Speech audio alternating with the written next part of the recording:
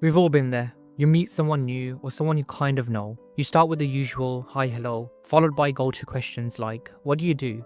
Which team do you work in? And after a bit of back and forth, awkward silence. I've been here many times, not just at work, but at a variety of different social settings, like meeting a far cousin at a wedding who I haven't seen in years, or speaking to a random stranger at a bar.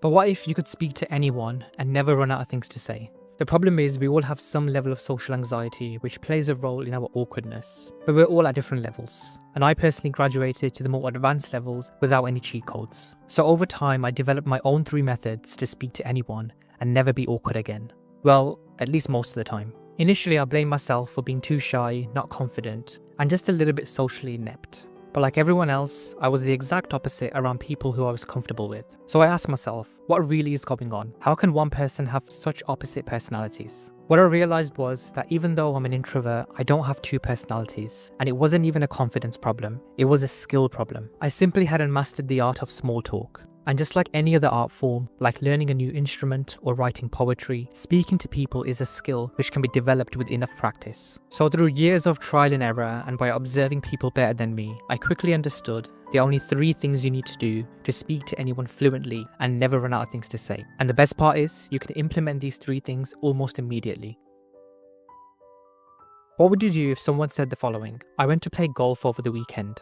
You can either say, oh, that's interesting, and then stare into space whilst listening to the sound of silence. Or you can ask intentional follow-up questions. For example, where do you usually play? How long have you been playing golf for? This will then naturally lead to further follow-up questions like, do you play competitively? Are you part of a club? Now, you probably couldn't care less about golf, but firstly, this shows that you're genuinely interested in what the other person has to say, or at least that's the perception you're creating. And secondly, this removes any awkward pauses and silences, and it also gives you the power to control the conversation and take it into any direction. Because when you really think about it, a conversation is simply a series of questions and answers, and the person who asks most of the questions is usually the one in control. But for this, it's important you're asking the right questions, and this is where the second method comes in.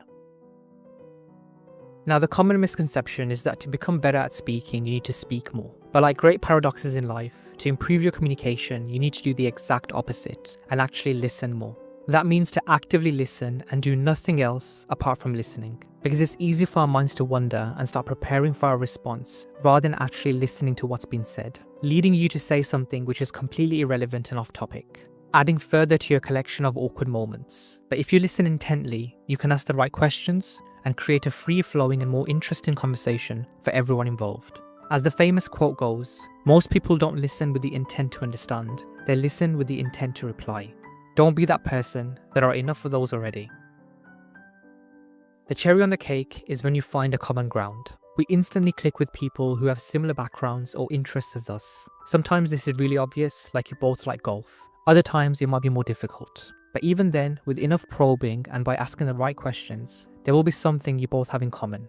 And once you find that thing, move the conversation in that direction and it will start flowing itself. The truth is, there will be times where the conversation goes nowhere, and there will be moments in your life where there will be awkward silences. And if that does happen, just learn to be comfortable with the silence. At the end of the day, it's just silence and it will eventually pass. But by following these 3 methods, more often than not, you'll be able to speak to anyone and never run out of things to say.